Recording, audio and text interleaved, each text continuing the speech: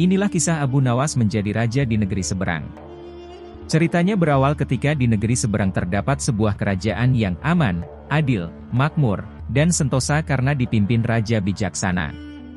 Sang raja sudah memimpin sejak usia muda hingga sekarang di masa tua belum pernah digantikan oleh siapapun, dan rakyatnya tidak pernah keberatan karena raja memerintah dengan adil. Suatu hari raja merasa jenuh. Ia ingin istirahat menjadi raja selama setahun, namun uniknya tidak menyerahkan posisi raja kepada anak keturunannya, tetapi malah mengadakan sayembara untuk mencari sosok yang pantas menjadi raja. Disebarlah pengumuman ke seluruh negeri. Siapapun boleh menjadi raja, mulai rakyat jelata sampai kaum bangsawan. Tetapi ada dua syarat yang harus dijalani. Syarat pertama, dia akan dijadikan raja selama setahun. Syarat kedua, setelah menjadi raja selama setahun, maka harus diasingkan di sebuah hutan belantara yang dihuni ribuan hewan buas. Syarat pertama tentu saja bukan masalah besar, justru merupakan suatu keberuntungan. Namun syarat kedua membuat orang-orang yang berhasrat menjadi raja akan berpikir dua kali karena semua orang tahu seperti apa hutan belantara yang penuh binatang buas. Karena itulah sayembara tersebut belum ada yang berani mengajukan diri menjadi raja.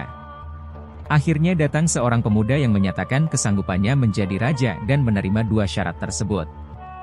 Pemuda ini sebenarnya adalah pemuda biasa yang ingin merasakan bagaimana nikmatnya menjadi raja karena selama ini ia hidup pas-pasan. Diangkatlah dia menjadi raja dan mulai saat itu mendapat pelayanan layaknya raja, harta berlimpah, wanita cantik, makan dan minuman enak, serta fasilitas istimewa lainnya. Tapi sayang ternyata ketakutannya akan kematian membuatnya tidak bisa menikmati semua itu. 3 bulan pertama dia mulai gelisah karena umurnya tinggal 9 bulan lagi. 3 bulan kedua ia makin tidak tenang makan, tidur tidak nyenyak. 3 bulan ketiga dia mulai menyesali keputusannya menjadi raja. 3 bulan terakhir di pemuda makin stres berat karena hidupnya tinggal beberapa bulan dan kesenangan yang dicari selama ini tidak bisa dirasakan. Ketika masa jabatannya sebagai raja sudah berakhir, lalu dibuanglah dia ke hutan belantara. Tidak butuh waktu lama terdengar kabar ke seluruh negeri jika pemuda itu tewas dimakan binatang buas. Adanya peristiwa tersebut membuat orang-orang kian enggan melamar menjadi raja, tapi ternyata masih saja ada pemuda lain yang ingin melamar menjadi raja. Diangkatlah pemuda kedua ini menjadi raja. 3 bulan pertama menjadi raja ia puas-puaskan berpesta karena sadar hidupnya tidak akan lama lagi. 3 bulan kedua dan berikutnya hari-harinya ia habiskan dengan foya-foya dan pesta pora. Bulan berganti bulan, pestanya makin gila-gilaan. Ia sudah tidak peduli lagi pada apapun. Dia hanya ingin bersenang-senang sebelum mati setelah jabatannya sebagai raja berakhir. Lalu dibuanglah dia ke hutan belantara. Tidak berapa lama terdengar kabar bahwa si pemuda kedua tewas diterkam singa. Tubuhnya dicabik-cabik dan jadi rebutan para singa. Peristiwa ini membuat banyak orang melupakan mimpi menjadi raja. Mereka masih penasaran apakah masih ada orang yang cukup bodoh untuk melamar menjadi raja. Suatu hari Abu Nawas mampir ke negeri tersebut dengan tujuan menemui sahabat lamanya yang kebetulan merupakan penduduk di sana. Sesampainya di negeri itu dengan penuh kehangatan Abu Nawas disambut temannya. Mereka berdua saling melepas kangen satu sama lain. Di sela-sela obrolannya, Abu Nawas merasa iba dengan kondisi sahabatnya itu. Ia kini hidup miskin, tinggal di gubuk kecil reot, hanya seorang diri. "Mana istrimu?" tanya Abu Nawas. "Semenjak aku jatuh miskin, ia pergi meninggalkanku," jawab sang sahabat. "Ya sudah yang sabar ya, yang penting kamu jangan tinggalkan sholat, dan jangan lupa berdoa kepada Allah agar Allah membukakan pintu rezeki untukmu," tutur Abu Nawas. "Alhamdulillah aku tidak pernah tinggalkan sholat, bahkan aku sekarang rajin berpuasa sunnah," balas sahabatnya. "Oh iya, ngomong-ngomong mana nih makanannya? Dari tadi kenapa belum keluar?" celetuk Abu Nawas. "Maaf Abu Nawas, aku sudah tidak punya apa-apa. Aku sendiri kadang sehari makan, kadang tidak," ujar sahabatnya. Mendengar hal itu membuat hati Abu Nawas makin tersenyum. "Kenapa tidak mencari kerja? Upahnya kan bisa untuk beli makanan?" tanya Abu Nawas. "Setiap hari aku keluar untuk cari pekerjaan tapi belum juga dapat."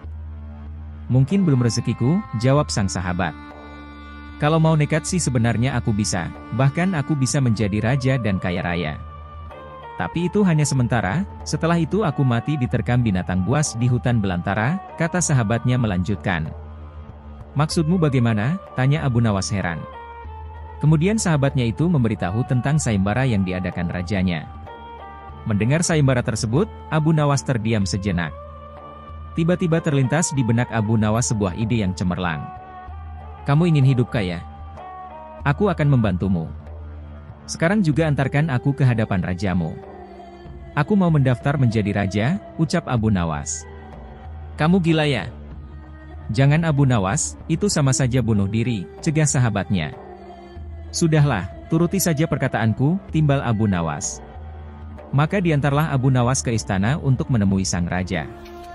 Ada perlu apa kalian datang kemari? Tanya sang raja. Maaf Tuan Raja, hamba Abu Nawas dari negeri seberang, ingin mendaftar menjadi raja. Itu pun kalau Tuan Raja mengizinkan, ucap Abu Nawas. Oh tentu saja boleh. Siapapun dipersilahkan menjadi raja. Tapi ada 2 syarat yang harus dijalani, ujar raja. Hamba siap paduka yang mulia. Tapi hamba minta 1 permintaan.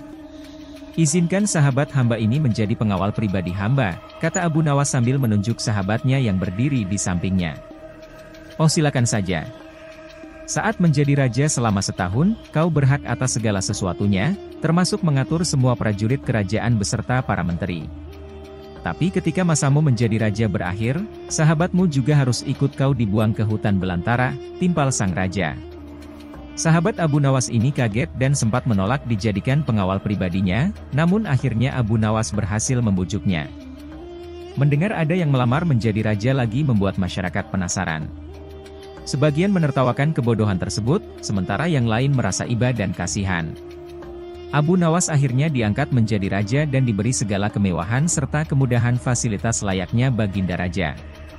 Ternyata berbeda dengan 2 pemuda sebelumnya, Abu Nawas tidak berpesta pora dan foya-foya, namun ia membuat beberapa tindakan selama menjadi raja. 3 bulan pertama Abu Nawas memerintah ribuan prajurit untuk membabat habis hutan belantara dan memindahkan semua binatang buas ke tempat lain. Sebagai raja tentu perintahnya harus dipatuhi. Setelah 3 bulan berlalu, hutan belantara tempat ia akan dibuang kini menjadi tanah kosong yang siap huni. 3 bulan kedua Abu Nawas memerintahkan para arsitek membuat istana megah untuk dirinya, tentunya dengan uang kerajaan yang dikuasai. Abu Nawas bisa membangun apa saja termasuk membangun istana di tanah yang dulunya adalah hutan belantara. Dalam jangka waktu 3 bulan berdirilah istana megah dan kokoh.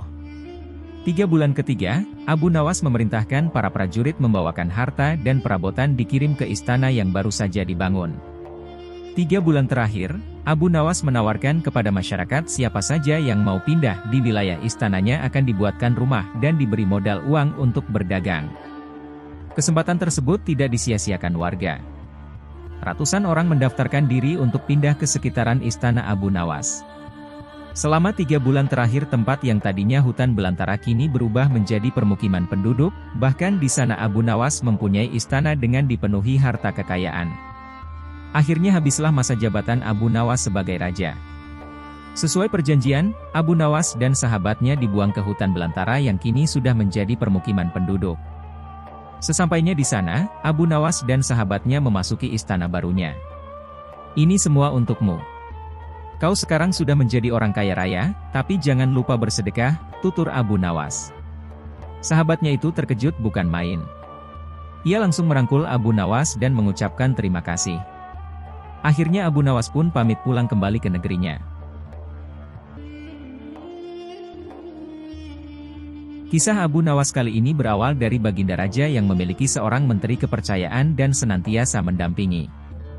Menteri itu bernama Abu Jahal. Namun kepercayaan yang diberikan baginda raja sering dimanfaatkan oleh Abu Jahal untuk memperkaya diri. Terkadang ia meminta upeti kepada rakyat dengan mengatasnamakan baginda raja. Hal ini tentu saja membuat Abu Nawas geram, tapi tidak berani mengadukannya kepada baginda raja. Sebab dengan kedudukan yang dimiliki, Abu Jahal bisa saja memutarbalikkan fakta dan menuduh Abu Nawaslah pelakunya. Seiring berjalannya waktu, penasihat istana meninggal dunia. Baginda raja sangat kehilangan dan belum bisa menemukan penggantinya. Jadi untuk sementara waktu jabatan penasihat istana masih kosong, belum ada yang mendudukinya. Kesempatan ini segera dimanfaatkan Abu Jahal. Ia ingin sekali menduduki jabatan tersebut. Dengan begitu ia bisa lebih leluasa memengaruhi baginda raja. segala cara Abu Jahal lakukan. Di depan Baginda Raja, Abu Jahal terus mencari muka agar terpilih menjadi penasihat istana. Tapi sayangnya, ambisi Abu Jahal ini harus kandas di tengah jalan karena tidak berapa lama Baginda Raja justru memilih Abu Nawas untuk jadi penasihat istana. Keputusan Baginda Raja ini tentu saja membuat Abu Jahal kecewa, sehingga ia menaruh dendam kepada Abu Nawas. Suatu hari ketika Abu Jahal melihat Abu Nawas sedang duduk bersama Baginda Raja, timbul pemikiran di kepalanya. Seharusnya aku yang ada di tempat Abu Nawas. Abu Nawas tidak pantas duduk di situ. Abu Nawas itu apa dia, tidak mampu mengurus masalah kerajaan, pantasnya dia jadi pelawak istana, gerutu Abu Jahal dalam hati. Merasa kecewa dengan keputusan Baginda Raja, Abu Jahal lalu menyampaikan keberatan. Pada suatu hari saat Baginda Raja sedang duduk sendirian di singgasananya, Abu Jahal menghadap dan berkata, "Ampun Paduka yang mulia, hamba izin menghadap Baginda Raja." Baginda Raja terkejut melihat Abu Jahal yang tiba-tiba menghadapnya. "Ada apa Abu Jahal? Apa yang ingin kau sampaikan?" tanya Baginda Raja. "Ampun Paduka yang mulia, hamba rasa Abu Nawas tidak pantas menjabat sebagai penasihat istana, karena menurut hamba, dia tidak tahu apa-apa soal negara." "Abu Nawas itu apa keahliannya?" "Cuma melucu," tutur Abu Jahal. "Tapi bukankah Abu Nawas terkenal cerdas? Dia juga seorang yang jujur," ujar Baginda Raja. "Apakah Paduka sudah meragukan kejujuran saya?" tanya Abu Jahal. "Bukan seperti itu. Kamu kan sudah menduduki jabatan Menteri Istana, jadi wajar kalau Abu Nawas yang mengisi jabatan penasihat istana," jawab Baginda Raja. "Tapi hamba lebih berpengalaman Paduka yang mulia, apalagi mengenai kenegaraan. Hamba juga ahli berperang. Tubuh hamba kekar dan perkasa. Lalu hamba sudah lama berbakti kepada Baginda Raja. Hamba rasa hambalah yang lebih pantas menjadi penasihat istana," ucap Abu Jahal. Melihat ambisi Abu Jahal yang begitu besar ingin menjadi penasihat istana, Baginda Raja akhirnya membuat keputusan. Ia ingin mengadakan sayembara antara Abu Nawas dan Abu Jahal. Maka dipanggillah Abu Nawas untuk datang ke istana. Singkat cerita Abu Nawas pun menghadap Baginda Raja.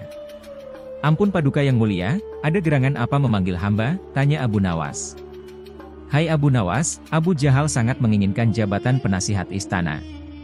Dia minta supaya jabatanmu diganti olehnya, tapi aku juga tidak mungkin memecatmu begitu saja. Biar adil maka aku putuskan akan mengadakan sayembara untuk kalian berdua. Siapa yang jadi pemenangnya maka dialah yang berhak jadi penasihat istana," jelas Baginda Raja. Sejenak Abu Nawas terdiam dan berpikir Abu Jahal pasti punya rencana busuk. Jangan sampai dia jadi penasihat istana, bisa-bisa rakyat makin tertindas oleh kelakuannya, pikir Abu Nawas. "Ampun Paduka yang mulia, kalau boleh tahu sayembara apa yang hendak diberikan?" tanya Abu Nawas. "Aku ingin masing-masing dari kalian membawakan 1 gentong air laut, tapi yang rasanya tawar," perintah Baginda Raja. Abu Nawas dan Abu Jahal langsung terkejut mendengar permintaan Baginda Raja yang aneh itu. "Sekarang pulanglah kalian berdua dan besok kembali ke sini dengan membawa air laut yang rasanya tawar," kata Baginda Raja melanjutkan. Sesampainya di rumah, Abu Nawas terus memikirkan dan mencari tahu keberadaan laut yang airnya tawar. Mana ada air laut yang rasanya tawar? Orang secerdik apapun tidak akan bisa melakukannya, pikir Abu Nawas. Sementara itu Abu Jahal mulai berbuat curang. Ia memasukkan air sumur ke gentong untuk dibawanya ke istana. "Baginda Raja pasti percaya meskipun aku berkata bohong, karena aku tahu aku adalah menterinya yang paling dipercaya," kata Abu Jahal dalam hati. Keesokan harinya Abu Nawas dan Abu Jahal datang ke istana dengan membawa gentong masing-masing. "Bagaimana, apakah kalian sudah mendapatkan airnya?" tanya Baginda Raja. "Sudah Paduka yang mulia," jawab Abu Jahal dan Abu Nawas serentak. Kemudian Abu Jahal maju lebih dulu menyerahkan gentongnya. "Ini Paduka air laut permintaan Paduka," ucap Abu Jahal. Baginda Raja lalu mencicipi air yang dibawa Abu Jahal. "Bagus Abu Jahal, air ini rasanya tawar, tapi benarkah ini berasal dari laut?" tanya Baginda Raja. "Benar sekali Paduka. Hamba sengaja mengambilnya dari laut yang tidak diketahui oleh banyak orang," jawab Abu Jahal penuh percaya diri. Sekarang tibalah giliran Abu Nawas menyerahkan gentong miliknya. Ketika Baginda Raja mencicipi air yang ada di gentong Abu Nawas, ia pun langsung berkata, "Hei Abu Nawas, kenapa rasanya masih asin dan getir?" "Yang aku minta air laut rasa tawar," ucap Baginda Raja. "Ampun Paduka yang mulia, tapi memang begitulah rasa air laut," balas Abu Nawas. "Baiklah, karena lomba ini dimenangkan Abu Jahal, tentu dia yang akan menjadi penasihat istana," tutur Baginda Raja. Mendengar itu, Abu Jahal sangat kegirangan, sudah tidak sabar ingin menduduki jabatan tersebut. Ternyata sangat mudah mengelabui Baginda Raja, pikir Abu Jahal. Tapi tiba-tiba Baginda Raja kembali berkata, "Hai Abu Jahal, di mana kamu menemukan laut yang airnya tawar? Antarkan aku ke sana sekarang. Aku ingin mandi di sana," titah Baginda Raja. Seketika wajah Abu Jahal menjadi pucat, tubuhnya lemas dan gemetaran. "Anu Paduka yang mulia, hamba." "Hamba kenapa? Kalau kamu tidak bisa membuktikannya, berarti kamu telah membohongiku," ucap Baginda Raja. "Ampun Paduka yang mulia, air yang hamba bawa memang bukan air laut, tapi air dari sumur," kata Abu Jahal ketakutan. "Kamu lancang Abu Jahal. Kamu kira aku anak kecil yang mudah dikelabui. Karena kamu telah berani berbohong, maka sebagai hukumannya kamu bukan hanya gagal jadi penasihat istana, tapi juga akan dipecat dari menteri. Kamu juga harus menjalani hukuman penjara," bentak Baginda Raja. Kemudian Baginda Raja memerintahkan beberapa pengawal untuk menangkap Abu Jahal dan memasukkannya ke penjara. Kini tinggallah Abu Nawas di hadapan Baginda Raja. "Hei Abu Nawas, bukankah kamu terkenal cerdik? Bisa saja kamu membohongiku dan dengan kecerdikanmu itu kamu tentu bisa menutupi kebohonganmu, tapi kenapa tidak kau lakukan?" tanya Baginda Raja. "Ampun Paduka yang mulia, hamba memang cerdik, tapi hamba bukan pembohong. Secerdik apapun manusia, tidak akan ada yang bisa mengubah rasa air laut menjadi tawar," terang Abu Nawas. "Kamu benar Abu Nawas, itulah orang yang saya cari untuk menduduki jabatan sebagai penasihat istana, cerdik dan jujur," kata Baginda Raja tersenyum puas.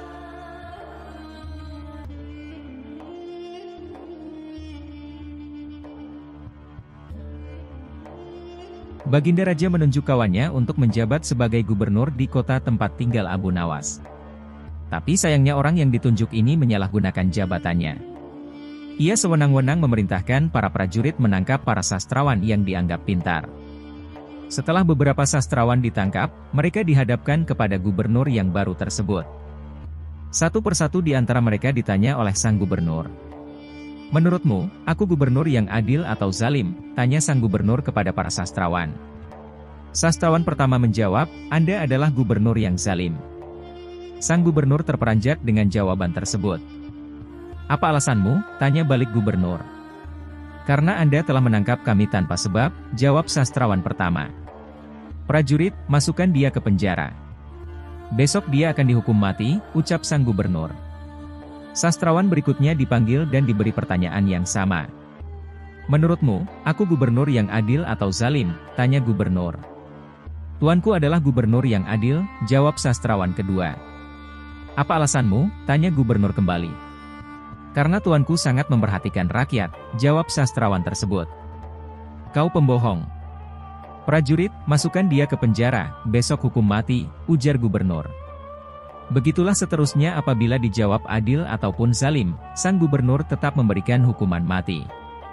Kemudian beberapa sastrawan yang belum tertangkap mendatangi rumah Abu Nawas. "Tolonglah kami, Abu Nawas. Beberapa kawan kami dijatuhi hukuman mati," kata para sastrawan penuh khawatir. Abu Nawas terkejut mendengarnya. "Kenapa gubernur melakukan hal itu? Bagaimana ceritanya?" tanyanya heran. "Kami sendiri tidak tahu, Abu Nawas."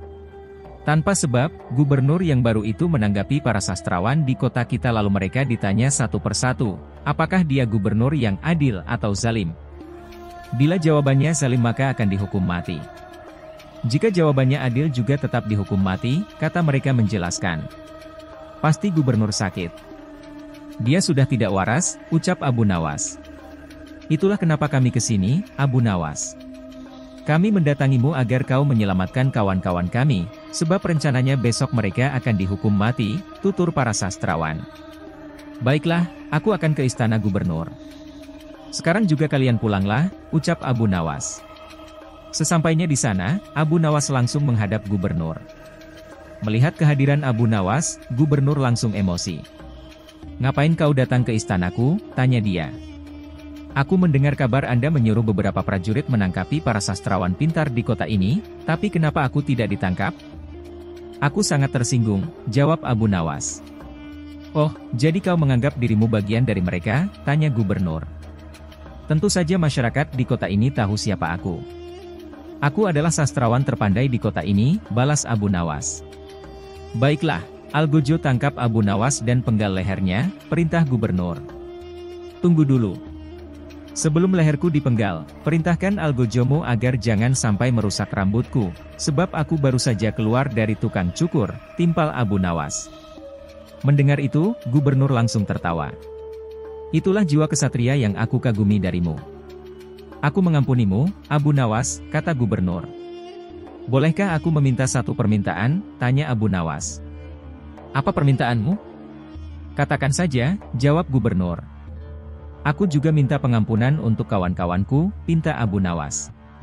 Sejenak gubernur terdiam lalu berkata kepada Abu Nawas, "Aku akan mengabulkan permintaanmu, tapi ada syaratnya, kau harus bisa menjawab 3 pertanyaanku." "Baik gubernur, aku siap menjawabnya," sahut Abu Nawas. "Menurutmu, aku gubernur yang adil atau zalim?" tanya dia. "Tuan bukan gubernur yang adil, bukan pula gubernur yang zalim. Orang-orang yang zalim itu adalah kita, sedangkan Tuan adalah pedang keadilan yang membalas kezaliman," jawab Abu Nawas. "Luar biasa. Jawabanmu sungguh menakjubkan Abu Nawas," ujar gubernur. "Sekarang pertanyaan kedua, mana yang lebih bermanfaat, matahari atau bulan?" tanya gubernur. "Matahari terbit di siang hari bersamaan dengan terangnya dunia, maka menurutku matahari kurang bermanfaat. Sementara bulan terbit di waktu malam yang menerangi dunia dan menjadikannya seperti siang, maka menurutku manfaat bulan lebih besar," jawab Abu Nawas. Gubernur pun tertawa dengan jawaban Abu Nawas, memang nyeleneh tapi masuk akal. "Baiklah Abu Nawas, sekarang pertanyaan terakhir. Menurutmu warna angin itu apa?" tanyanya. "Warna angin itu merah," jawab Abu Nawas enteng. "Apa alasanmu?" tanya gubernur lagi. "Kalau kita masuk angin lalu badan dikerok pasti akan muncul warna merah di badan. Itu menunjukkan kalau anginnya sedang keluar. Berarti warna angin adalah merah," jawab Abu Nawas menerangkan. Untuk kedua kalinya gubernur dibuat tertawa terpingkal-pingkal. "Kamu memang cerdik Abu Nawas. Kau mendapatkan apa yang diinginkan. Ternyata apa yang dikatakan Baginda Raja tentangmu memang benar," tutur gubernur. Abu Nawas spontan kaget mendengar nama Baginda Raja disebut. "Maksud Tuan bagaimana?" tanya Abu Nawas penasaran. "Sebelum aku ditugaskan kemari, Baginda Raja memberitahu kalau di kota ini banyak sastrawan pintar dan di antara sastrawan yang paling cerdik adalah kau. Aku berniat memanggil mereka untuk diberi hadiah, tapi sebelumnya ingin mengerjai dulu. Ternyata kau malah datang untuk membantu mereka, dan ini adalah suatu kesempatan bagiku untuk menguji kecerdasanmu," cerita gubernur. "Jadi hukuman mati yang Tuan berikan hanya pura-pura?" tanya Abu Nawas kaget. "Benar, Abu Nawas. Aku hanya ingin mengerjai mereka sebelum memberikan hadiah," jawab gubernur. Abu Nawas pun terdiam sejenak. "Kurang ajar, ternyata aku masuk perangkapnya. Tunggu saja pembalasanku nanti," ungkapnya dalam hati.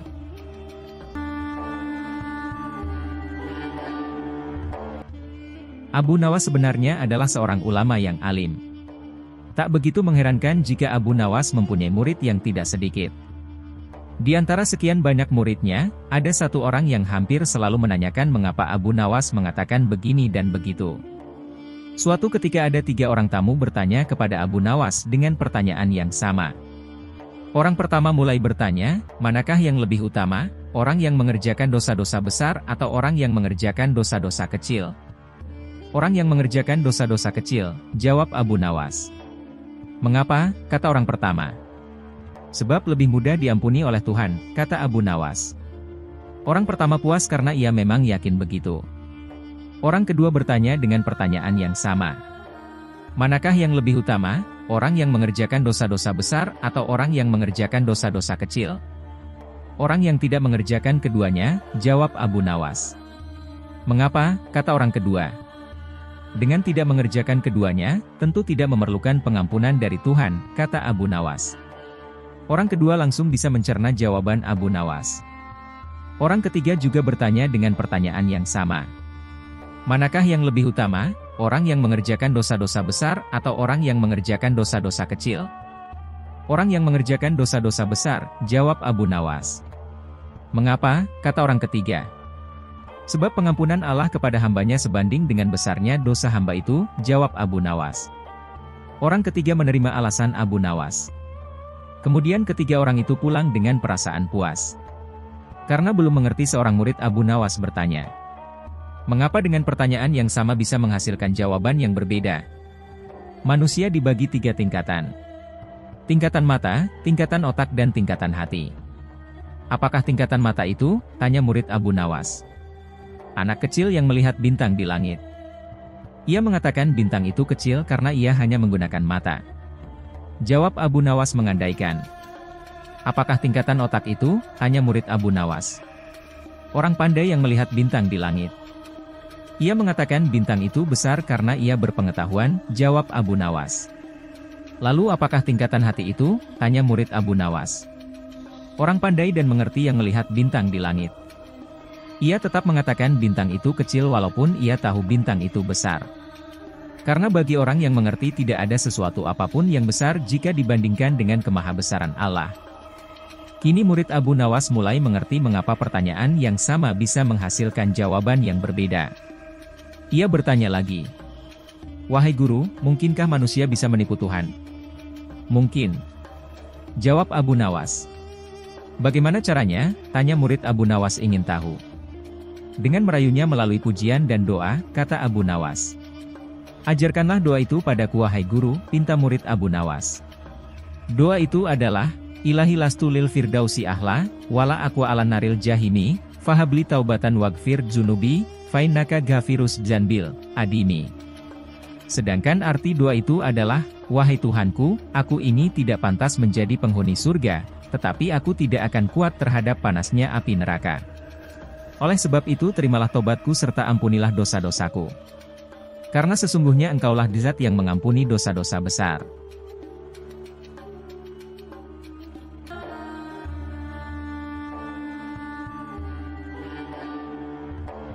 Pada zaman dahulu orang berpikir dengan cara yang amat sederhana. Dan karena kesederhanaan berpikir ini, seorang pencuri yang telah menggondol 100 keping lebih uang emas milik seorang saudagar kaya, tidak sudi menyerah. Hakim telah berusaha keras dengan berbagai cara tetapi tidak berhasil menemukan pencurinya. Karena merasa putus asa, pemilik harta itu mengumumkan kepada siapa saja yang telah mencuri harta miliknya, merelakan separuh dari jumlah uang emas itu menjadi milik sang pencuri, bila sang pencuri bersedia mengembalikan. Tetapi pencuri itu malah tidak berani menampakkan bayangannya. Kini kasus itu semakin ruwet tanpa penyelesaian yang jelas. Maksud baik saudagar kaya itu tidak mendapat tanggapan yang sepantasnya dari sang pencuri. Maka tidak bisa disalahkan bila saudagar itu mengadakan sayembara yang berisi barang siapa berhasil menemukan pencuri uang emasnya, ia berhak sepenuhnya memiliki harta yang dicuri. Tidak sedikit orang yang mencoba tetapi semuanya kandas. Sehingga pencuri itu bertambah merasa aman tentram karena ia yakin jati dirinya tak akan terjangkau. Yang lebih menjengkelkan adalah ia juga berpura-pura mengikuti sayembara. Tidak berlebihan bila dikatakan bahwa menghadapi orang seperti ini bagaikan menghadapi jin. Mereka tahu kita, sedangkan kita tidak. Seorang penduduk berkata kepada hakim setempat. Mengapa Tuan Hakim tidak minta bantuan Abu Nawas saja? Bukankah Abu Nawas sedang tidak ada di tempat? Kata hakim itu balik bertanya. Kemana dia? Tanya orang itu. Ke Damaskus, jawab hakim. Untuk keperluan apa? Orang itu ingin tahu. Memenuhi undangan pangeran negeri itu, kata hakim. Kapan ia datang? Tanya orang itu lagi. Mungkin 2 hari lagi, jawab hakim. Kini harapan tertumpu sepenuhnya di atas pundak Abu Nawas. Pencuri yang selama ini merasa aman sekarang menjadi resah dan tertekan. Ia merencanakan meninggalkan kampung halaman dengan membawa serta uang emas yang berhasil dicuri. Tetapi ia membatalkan niat karena dengan menyingkir keluar daerah berarti sama halnya dengan membuka topeng dirinya sendiri. Ia lalu bertekad tetap tinggal apapun yang akan terjadi. Abu Nawas telah kembali ke Baghdad karena tugasnya telah selesai. Abu Nawas menerima tawaran mengikuti sayembara menemukan pencuri uang emas. Hati pencuri uang emas itu tambah berdebar tak karuan mendengar Abu Nawas menyiapkan siasat. Keesokan harinya semua penduduk dusun diharuskan berkumpul di depan gedung pengadilan. Abu Nawas hadir dengan membawa tongkat dalam jumlah besar. Tongkat-tongkat itu mempunyai ukuran yang sama panjang. Tanpa berkata-kata Abu Nawas membagi-bagikan tongkat-tongkat yang dibawanya dari rumah. Setelah masing-masing mendapat satu tongkat, Abu Nawas berpidato, "Tongkat-tongkat itu telah aku mantrai. Besok pagi kalian harus menyerahkan kembali tongkat yang telah aku bagikan. Jangan khawatir, tongkat yang dipegang oleh pencuri selama ini menyembunyikan diri akan bertambah panjang satu jari telunjuk. Sekarang pulanglah kalian." Orang-orang yang merasa tidak mencuri tentu tidak mempunyai pikiran apa-apa. Tetapi sebaliknya, si pencuri uang emas itu merasa ketakutan. Ia tidak bisa memejamkan mata walaupun malam semakin larut. Ia terus berpikir keras. Kemudian ia memutuskan memotong tongkatnya sepanjang satu jari telunjuk, dengan begitu tongkatnya akan tetap kelihatan seperti ukuran semula. Pagi hari orang mulai berkumpul di depan gedung pengadilan. Pencuri itu merasa tenang karena ia yakin tongkatnya tidak akan bisa diketahui karena ia telah memotongnya sepanjang satu jari telunjuk. Bukankah tongkat si pencuri akan bertambah panjang satu jari telunjuk? Ia memuji kecerdikan diri sendiri karena ia ternyata akan bisa mengelabui Abu Nawas. Antrian panjang mulai terbentuk. Abu Nawas memeriksa tongkat-tongkat yang dibagikan kemarin. Pada giliran si pencuri tiba, Abu Nawas segera mengetahui karena tongkat yang dibawanya bertambah pendek satu jari telunjuk. Abu Nawas tahu pencuri itu pasti melakukan pemotongan pada tongkatnya karena ia takut tongkatnya bertambah panjang. Pencuri itu diadili dan dihukum sesuai dengan kesalahannya. 100 keping lebih uang emas kini berpindah ke tangan Abu Nawas. Tetapi Abu Nawas tetap bijaksana, sebagian dari hadiah itu diserahkan kembali kepada keluarga si pencuri, sebagian lagi untuk orang-orang miskin dan sisanya untuk keluarga Abu Nawas sendiri.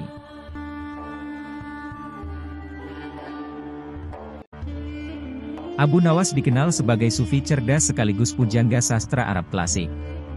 Ia lahir sekitar tahun 757 di Provinsi Ahwas, Khuzistan sebelah barat daya Persia.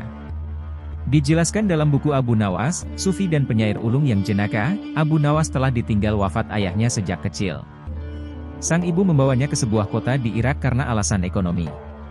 Abu Nawas kecil dititipkan kepada seseorang bernama Attar untuk melakukan pekerjaan yang bisa dilakukan anak kecil. Walau begitu, Attar memperlakukan Abu Nawas dengan baik.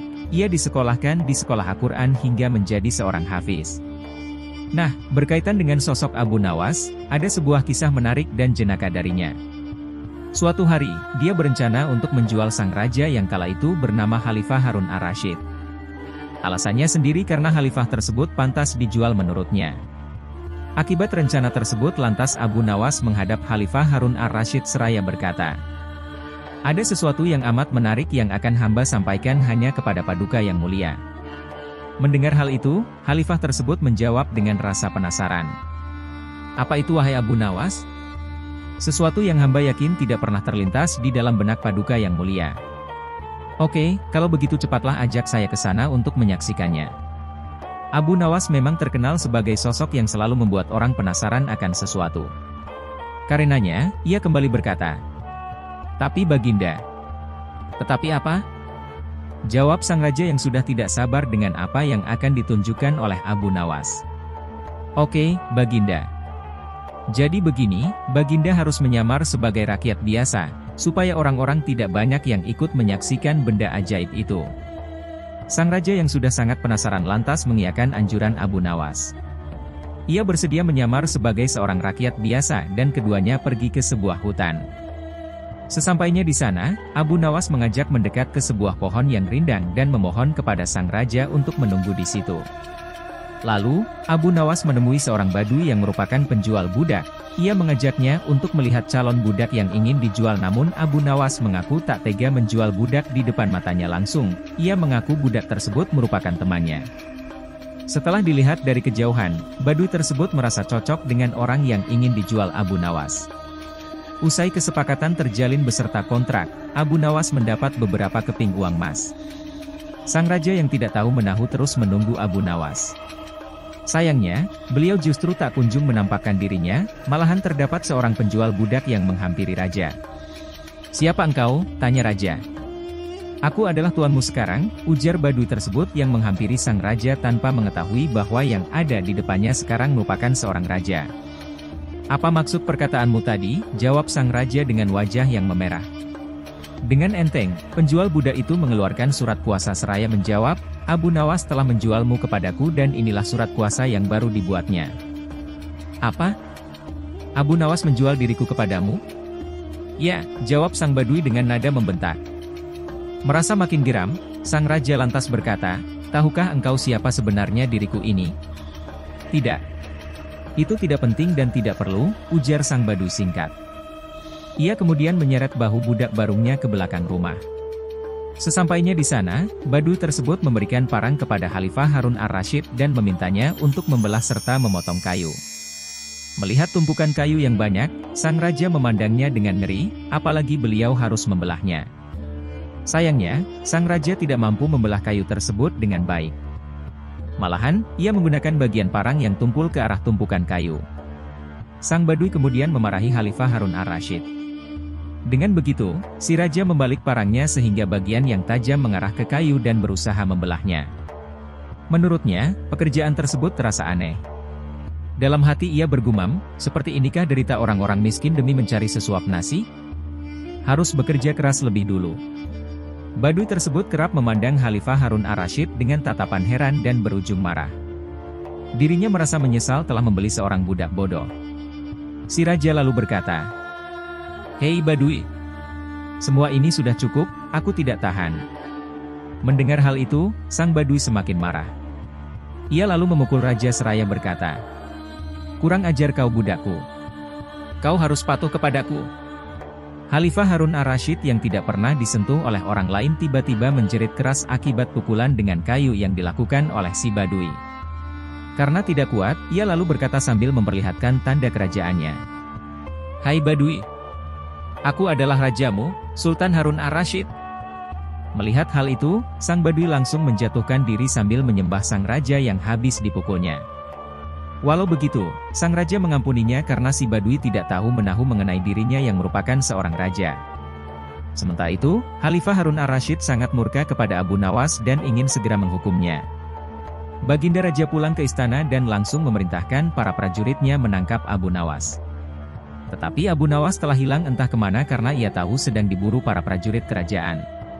Dan setelah ia tahu para prajurit kerajaan sudah meninggalkan rumahnya, Abu Nawas baru berani pulang ke rumah. "Suamiku, para prajurit kerajaan tadi pagi mencarimu." "Ya istriku, ini urusan gawat. Aku baru saja menjual Sultan Harun al-Rasyid menjadi budak." "Apa? Rajaku jadikan budak? Kenapa kau lakukan itu suamiku?" "Supaya dia tahu di negerinya ada praktek jual beli budak. Dan jadi budak itu sengsara." "Sebenarnya maksudmu baik, tapi Baginda pasti marah. Buktinya para prajurit diperintahkan untuk menangkapmu. Menurutmu apa yang akan dilakukan Sultan Harun al-Rasyid kepadaku? Pasti kau akan dihukum berat." "Gawat, aku akan mengerahkan ilmu yang kusimpan." Abu Nawas masuk ke dalam, ia mengambil air wudhu lalu mendirikan sholat 2 rakaat. Lalu berpesan kepada istrinya apa yang harus dikatakan bila Baginda datang. Tidak berapa lama kemudian tetangga Abu Nawas geger, karena istri Abu Nawas menjerit-jerit. "Ada apa?" tanya tetangga Abu Nawas sambil tergopoh-gopoh. Suamiku mati." "Ah, Abu Nawas mati? Lihat." Kini kabar kematian Abu Nawas tersebar ke seluruh pelosok negeri. Baginda terkejut. Kemarahan dan kegeraman beliau agak susut mengingat Abu Nawas adalah orang yang paling pintar menyenangkan dan menghibur Baginda Raja. Baginda Raja beserta beberapa pengawai beserta seorang tabib, dokter, istana, segera menuju rumah Abu Nawas. Tabib segera memeriksa Abu Nawas. Sesaat kemudian ia memberi laporan kepada Baginda bahwa Abu Nawas memang telah mati beberapa jam yang lalu.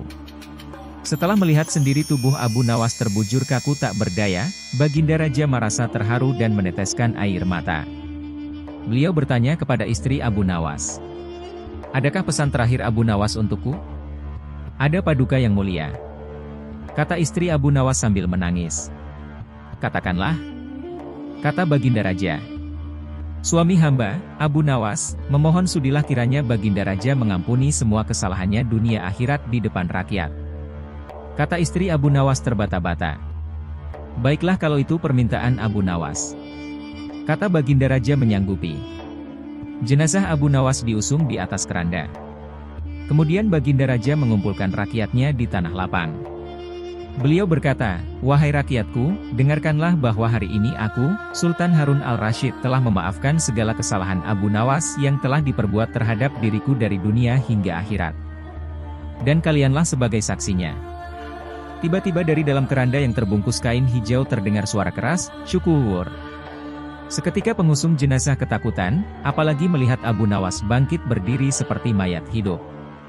Seketika rakyat yang berkumpul lari tunggang langgang, bertubuhkan dan banyak yang jatuh terkilir. Abu Nawas sendiri segera berjalan ke hadapan Baginda. Pakaiannya yang putih-putih bikin Baginda keder juga. Kau. Sebenarnya mayat hidup atau memang kau hidup lagi?" tanya Baginda dengan gemetar. "Hamba masih hidup tuanku. Hamba mengucapkan terima kasih yang tak terhingga atas pengampunan tuanku." "Jadi kau masih hidup?" "Ya, Baginda." Segar bugar, buktinya kini hamba merasa lapar dan ingin segera pulang. "Kurang ajar. Ilmu apa yang kau pakai Abu Nawas?" "Ilmu dari Maha Guru Sufi guru hamba yang sudah meninggal dunia. Ajarkan ilmu itu kepadaku." "Tidak mungkin Baginda. Hanya guru hamba yang mampu melakukannya. Hamba tidak bisa mengajarkannya sendiri." "Dasar pelit." Baginda menggerutu kecewa.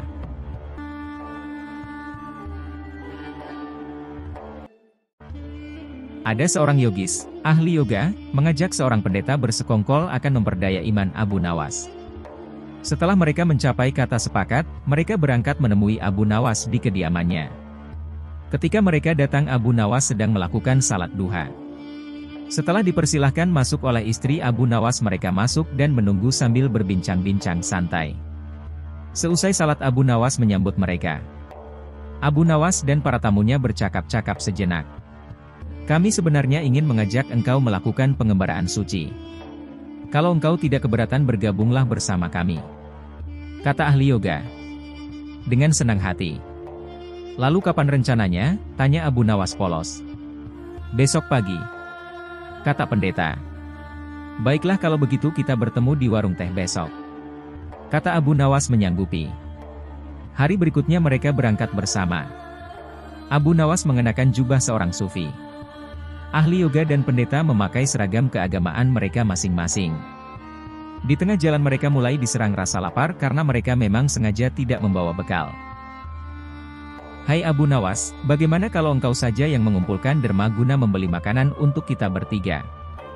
Karena kami akan mengadakan kebaktian," kata pendeta.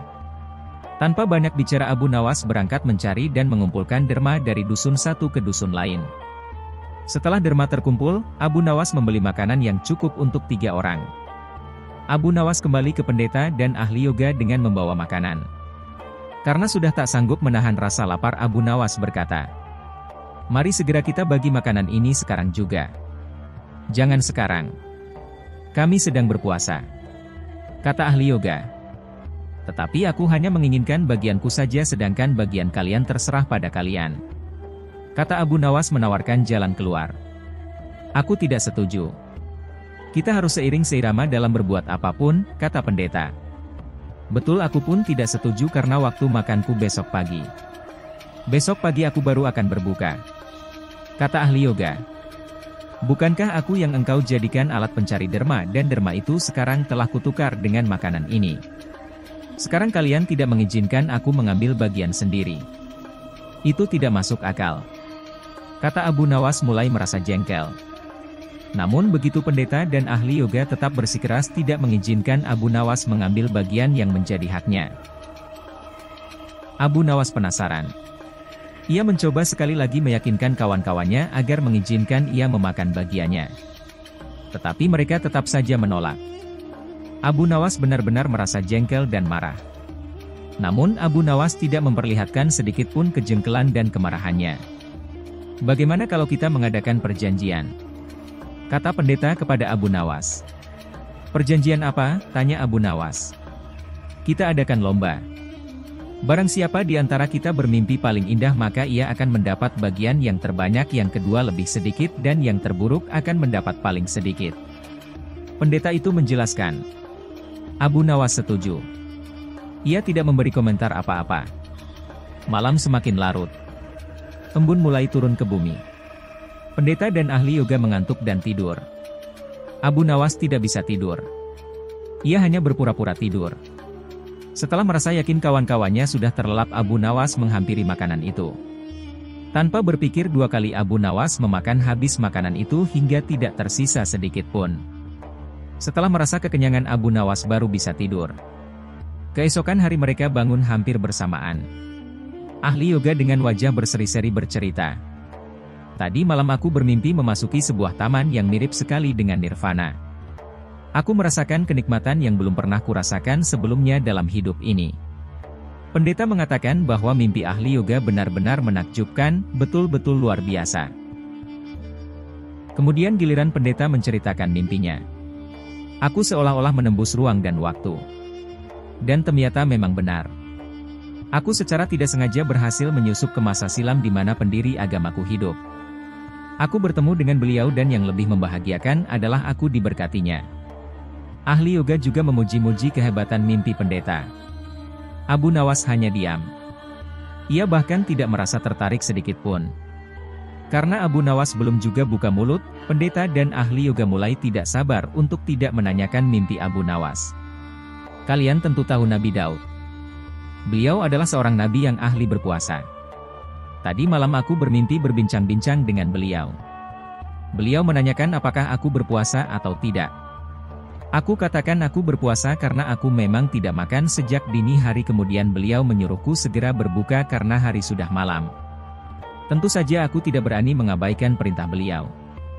Aku segera bangun dari tidur dan langsung menghabiskan makanan itu. Kata Abu Nawas tanpa perasaan bersalah secuil pun. Sambil menahan rasa lapar yang menyayat-nyayat, pendeta dan ahli yoga saling berpandangan satu sama lain. Kejengkelan Abu Nawas terobati. Kini mereka sadar bahwa tidak ada gunanya coba-coba mempermainkan Abu Nawas, pasti hanya akan mendapat celaka sendiri.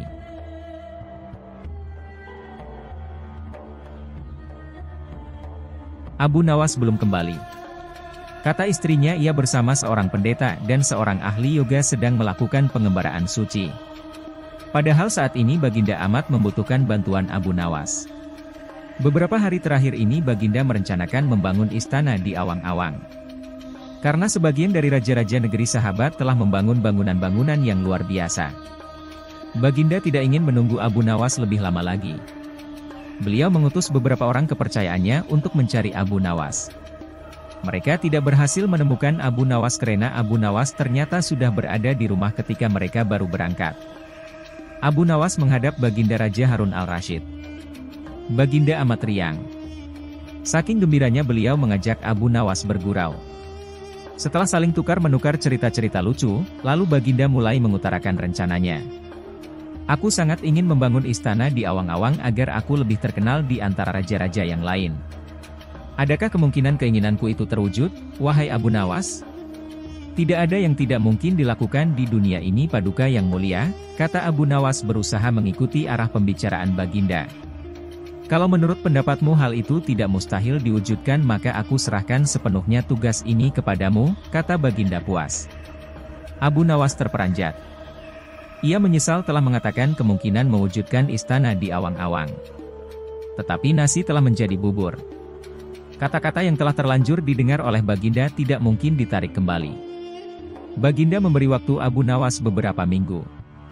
Rasanya tak ada yang lebih berat bagi Abu Nawas kecuali tugas yang diembannya sekarang. Jangankan membangun istana di langit, membangun sebuah gubuk kecil pun sudah merupakan hal yang mustahil dikerjakan. Hanya Tuhan saja yang mampu melakukannya. Begitu gumam Abu Nawas. Hari-hari berlalu seperti biasa. Tak ada yang dikerjakan Abu Nawas kecuali memikirkan bagaimana membuat Baginda merasa yakin kalau yang dibangun itu benar-benar istana di langit. Seluruh ingatannya dikerahkan dan dihubung-hubungkan.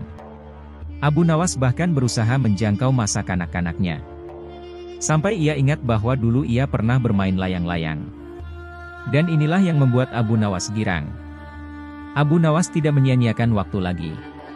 Ia bersama beberapa kawannya merancang layang-layang raksasa berbentuk persegi 4. Setelah rampung baru Abu Nawas melukis pintu-pintu serta jendela-jendela dan ornamen-ornamen lainnya. Ketika semuanya selesai, Abu Nawas dan kawan-kawannya menerbangkan layang-layang raksasa itu dari suatu tempat yang dirahasiakan. Begitu layang-layang raksasa berbentuk istana itu mengapung di angkasa, penduduk negeri gempar. Baginda Raja girang bukan kepalang.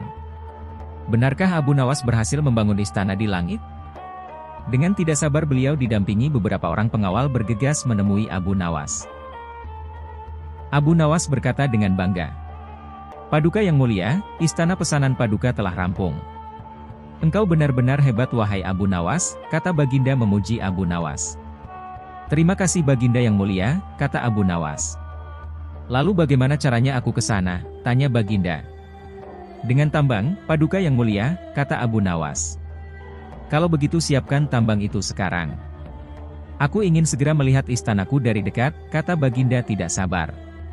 "Maafkan hamba Paduka yang mulia. Hamba kemarin lupa memasang tambang itu. Sehingga seorang kawan hamba tertinggal di sana dan tidak bisa turun," kata Abu Nawas. "Bagaimana dengan engkau sendiri Abu Nawas? Dengan apa engkau turun ke bumi?" tanya Baginda. "Dengan menggunakan sayap Paduka yang mulia," kata Abu Nawas dengan bangga.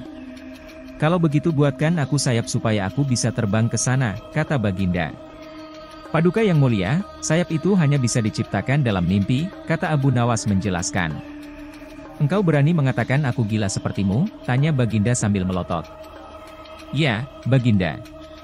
Kurang lebih seperti itu," jawab Abu Nawas tangkas. "Apa maksudmu?" tanya Baginda lagi. Baginda tahu bahwa membangun istana di awang-awang adalah pekerjaan yang mustahil dilaksanakan.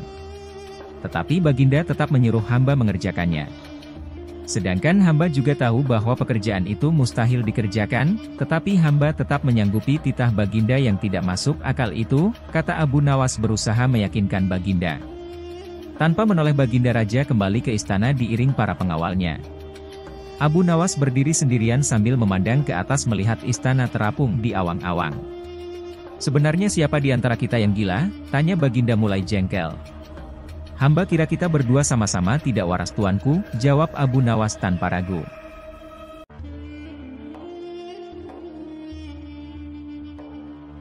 Abu Nawas nekat menjaili Baginda Raja dengan cara yang bisa dibilang kelewat batas. Pasalnya, Baginda Raja hampir saja kehilangan nyawanya. Dia pun sangat murka dengan ulah Abu Nawas itu. Perbuatan Abu Nawas sebenarnya semata-mata hanya ingin membalas atas perlakuan Baginda Raja kepadanya. Pasalnya, bukan sekali dua kali saja, Abu Nawas juga beberapa kali hampir celaka karena perbuatan usil Baginda Raja. Saat ini Baginda Raja diselimuti amarah yang sangat memuncak. "Cari Abu Nawas, tangkap dan bawa ke sini," perintahnya. Beberapa pengawal kerajaan langsung berangkat menuju rumah Abu Nawas. Sesampainya di sana, mereka menangkap Abu Nawas dengan kasar. "Apa-apaan ini? Apa salahku?" tanya Abu Nawas ketakutan. "Kami diperintah Baginda Raja untuk menangkapmu. Kalau kamu menolak, kami tetap akan membawamu dengan cara paksa," jawab para pengawal. Abu Nawas pun hanya bisa pasrah. Ia kemudian digiring ke istana dan dihadapkan kepada Baginda Raja. "Ampun Paduka yang mulia, kenapa hamba diperlakukan kasar begini?" tanya Abu Nawas. "Kamu jangan pura-pura tidak tahu. Kamu telah membuat aku murka. Perbuatan usilmu kemarin hampir saja membuatku mati. Kamu keterlaluan dan sangat kurang ajar," jawab Baginda Raja penuh emosi. "Maafkan hamba Paduka yang mulia. Hamba hilaf," ucap Abu Nawas. "Saat ini sudah tidak ada maaf bagimu. Kamu harus dihukum mati," bentak Baginda Raja. "Lalu dengan cara apa hamba dihukum mati Paduka? Dipancung atau digantung?" tanya Abu Nawas. Bukan dengan cara seperti itu," Karena hukuman seperti itu hanya jadi bahan lelucon bagimu, balas Baginda Raja bertambah emosi. Abu Nawas menangkap keseriusan pada diri Baginda Raja. Sepertinya Paduka tidak main-main. Ia terlihat sangat marah padaku, pikir Abu Nawas. Bahkan para menteri dan prajurit menundukkan kepala, tidak ada yang berani menatap Baginda Raja. Hai pengawal, masukkan Abu Nawas ke kandang singa, teriak Baginda Raja memecah keheningan. Para menteri dan segenap prajurit terkejut mendengar perintah tersebut, karena walau bagaimanapun Abu Nawas adalah sosok yang baik, sering berjasa mengungkap kasus-kasus di dalam istana yang sulit terpecahkan. Mereka tidak sampai hati melihat Abu Nawas tewas mengenaskan diterkam singa buas. Tapi karena ini adalah titah Baginda Raja, tidak ada seorang pun yang berani menentangnya. Lalu seorang penasihat istana berkata, "Ampun Paduka yang mulia, apakah tidak berlebihan hukuman yang diberikan? Bukankah lebih baik bila Abu Nawas dihukum penjara saja?" Ujar penasihat istana, coba membela Abu Nawas. "Kalau tidak suka dengan keputusanku, kau boleh ikut dengan Abu Nawas," hardik Baginda Raja. Sang penasihat istana hanya terdiam. Ia tidak berani membantahnya. Sementara Abu Nawas tertunduk lesu mendengar keputusan tersebut. Tubuhnya langsung lemas dan gemetaran. Namun ketika hendak dimasukkan ke kandang singa, Abu Nawas berkata, "Ampun Paduka yang mulia, hamba ikhlas menerima hukuman ini dan hamba sudah pasrah. Tapi berilah waktu hamba 3 bulan, hamba ingin agar di akhir kematian disibukkan oleh amal ibadah." Sejenak Baginda Raja terdiam. Tidak beberapa lama kemudian Baginda Raja berkata, "Baik, aku kabulkan permintaanmu. Tapi selama itu pula kamu harus hidup dalam penjara dan kamu dilarang menemui keluargamu." Abu Nawas pun menyetujui syarat tersebut. "Kalau diperkenankan, bolehkah saya minta satu permintaan lagi?" tutur Abu Nawas. "Apa permintaanmu?" tanya Baginda Raja.